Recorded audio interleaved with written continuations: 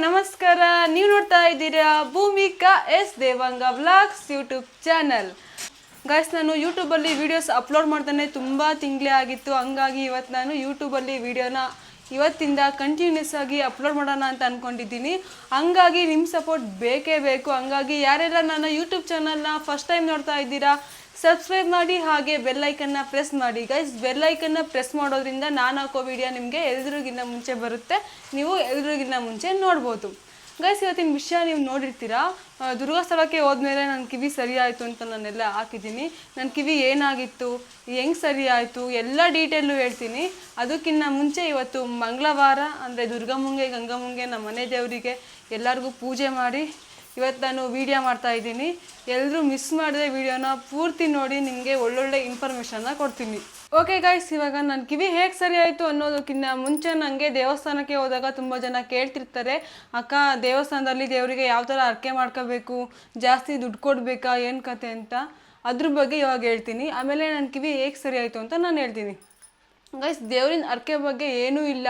ನೀವು ಮನಸ್ಸಿಂದ ಕೈ ಮುಗಿದ್ರೆ ಸಾಕು, ದೇವರು ನಿಜವಾಗ್ಲೂ ನಿಮಗೆ ನಂಬಿಕೆ ಇದ್ದರೆ ದೇವರು ನಿಮ್ಮ ಬೇಡಿಕೆಗಳನ್ನು ಈಡೇರಿಸುತ್ತೆ. ಹಾಗೆ ನಾನು ನೋಡಿರೋ ಪ್ರಕಾರ ದೇವರಲ್ಲಿ ಏನೇ ಹರಕೆ ಮಾಡ್ಕೊತಾರೆ ಅಂತ ಅಂದರೆ, ಸೀರೆ ಕೊಟ್ಟು ಮಡ್ಲಕ್ಕಿ ಕೊಟ್ಟು ಪೂಜೆ ಮಾಡಿಸ್ಕೊಂಡು ಹೋಗ್ತೀನಿ ಅಂತ ಹರಕೆ ಮಾಡ್ಕೊತಾರೆ. ನಂಗೆ ಈ ಥರ ಕಾಯಿಲೆ ಏನಾದ್ರು ವಾಸಿ ಆದರೆ ನಾನು ಒಂದು ಮೂಟೆ ಅಕ್ಕಿ ಕೊಡ್ತೀನಿ, ಇಲ್ಲ 2 ಮೂಟೆ ಅಕ್ಕಿ ಕೊಡ್ತೀನಿ ಅಂತ ಬೇಡ್ಕೊಳ್ತಾರೆ. ಹಾಗೆ ಇಷ್ಟು ದುಡ್ಡು ಹಾಕ್ತೀನಿ, ಇಷ್ಟು ಕಾಣಿಕೆ ಹಾಕ್ತೀನಿ ಅಂತಲೂ ಬೇಡ್ಕೊಳ್ತಾರೆ. ಆಮೇಲೆ ಮಕ್ಕಳು ತೂಕದ ಅಕ್ಕಿ, ಇಲ್ಲ ಬೆಲ್ಲ, ಇಲ್ಲ ಹೂವು, ಈ ಥರ ಎಲ್ಲ ಬೇಡ್ಕೊತಾರೆ. ನೀವು ಅಷ್ಟೇ ನಿಮ್ಮ ಮನಸ್ಸಿಂದ ದೇವರಿಗೆ ಪ್ರಾರ್ಥನೆ ಮಾಡಿಕೊಂಡು ನಿಮ್ಮ ಹರಕೆ ಏನಿದೆ ಅಂತ ಬೇಡ್ಕೋಬೋದು. ಹಾಗೆ ನೀವು ಅಕ್ಕಿ ಮೂಟೆ ಕೊಡೋಕ್ಕಾಗಲಿಲ್ಲ ಅಂದರೂ ನೀವು ಮಡ್ಲಕ್ಕಿ ಕೊಟ್ಟರೆ ಸಾಕು, ಇಲ್ಲ ಒಂದು ರೂಪಾಯಿ ಕೊಟ್ಟರು ಸಾಕು ದೇವರಿಗೆ. ಅಂದರೆ ನಿಮ್ಮ ಮನಸ್ಸಲ್ಲಿ ನಂಬಿಕೆ ಇರಬೇಕು, ನೀವು ಬೇಡಿದ್ದೆಲ್ಲ ನೀವು ದೇವ್ರು ನೆರವೇರಿಸ್ಬೇಕು ಅಂತ. ಅಂದರೆ ಇಷ್ಟೇ ವಿಷಯ. ನೀವು ದೇವರಿಗೆ 1 ರೂಪಾಯಿಂದ ಹರಕೆ ಮಾಡ್ಕೊಳ್ಳಿ, ಆದರೆ ನಿಮ್ಮ ಮನಸ್ಸಲ್ಲಿ ನಂಬಿಕೆ ಇರಬೇಕು. ನಂಬಿಕೆ ಅನ್ನೋದಿದ್ರೆ ದೇವರು ಏನು ಬೇಕಾದರೂ ಪವಾಡ ಮಾಡುತ್ತೆ. ಪವಾಡ ಆಗಿದೆ ಕೂಡ.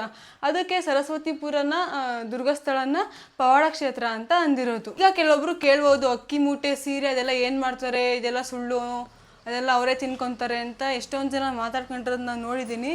ಅದ್ರ ಬಗ್ಗೆ ಯಾವಾಗ ಮಾತಾಡ್ತೀನಿ. ದೇವಸ್ಥಾನದಲ್ಲಿ ಏನು ಗೊತ್ತಾ, ಸೀರೆ ಮಡ್ಲಕ್ಕಿ ಕೊಡ್ತೀರಲ್ಲ, ನೀವು ಸೀರೆ ಮಡ್ಲಕ್ಕಿ ಕೊಡಬೇಕಾದ್ರೆ ದೇವಸ್ಥಾನಕ್ಕೆ ದೇವರಿಗೆ ಅಂತಲೇ ಸೀರೆ ಇರುತ್ತೆ, ಅದನ್ನು ಕೊಡಬಾರ್ದು. ಮಾಮೂಲಿ ನೀವು ವೇರ್ ಮಾಡ್ತಿರಲ್ಲ, ಉಡ್ಕೊತಿರಲ್ಲ, ಅದು 200 ರೂಪಾಯಿನ ಸೀರೆನೇ ಆಗಿರಲಿ, ಅದು ನೀವು ಕೊಡಬೇಕು. ಯಾಕಂದರೆ ಆ ಗುರುಗಳು ಆ ಸೀರೆನ ಎಲ್ಲ ಹೆಣ್ಮಕ್ಳಿಗೂ ಕೊಡ್ತಾರೆ, ಬಾಗಿನ ಕೊಡ್ತಾರೆ, ಕಷ್ಟ ಅಂತ ಬಂದವ್ರಿಗೆ ಆ ಸೀರೆನ ಕೊಡ್ತಾರೆ. ಓಕೆನಾ? ಹಾಗೆ ನೀವು ಕೊಟ್ಟಿರ್ತೀರಲ್ಲ ಅಕ್ಕಿ ಮೂಟೆ ಹರಕೆ ಅಂತ, ಅದರಲ್ಲಿ ಅವರು ದೇವರ ಪ್ರಸಾದವನ್ನು ಮಾಡ್ತಾರೆ. ಹಾಗೆ ಕಷ್ಟ ಅಂತ ಯಾರು ಬರ್ತಾರೆ ಅವ್ರ ಮನೆಗೆ ಊಟಕ್ಕೂ ಸಹ ಕಷ್ಟ ಆಗಿರುತ್ತಲ್ಲ, ಆ ಅಕ್ಕಿ ಮೂಟೆನ ಅವ್ರಿಗೆ ಕೊಡ್ತಾರೆ. ಇಂಥ ದೇವಸ್ಥಾನ, ಇಂಥ ಗುರುಗಳನ್ನ ನಾನಂತೂ ಎಲ್ಲೂ ನೋಡಿರಲ್ಲ, ಹಾಗೆ ನೀವು ನೋಡಿರಲ್ಲ, ಕೇಳಿರೋದು ಇಲ್ಲ. ಇಷ್ಟೇ ಈ ದೇವಸ್ಥಾನದಲ್ಲಿ ಹರಕೆ.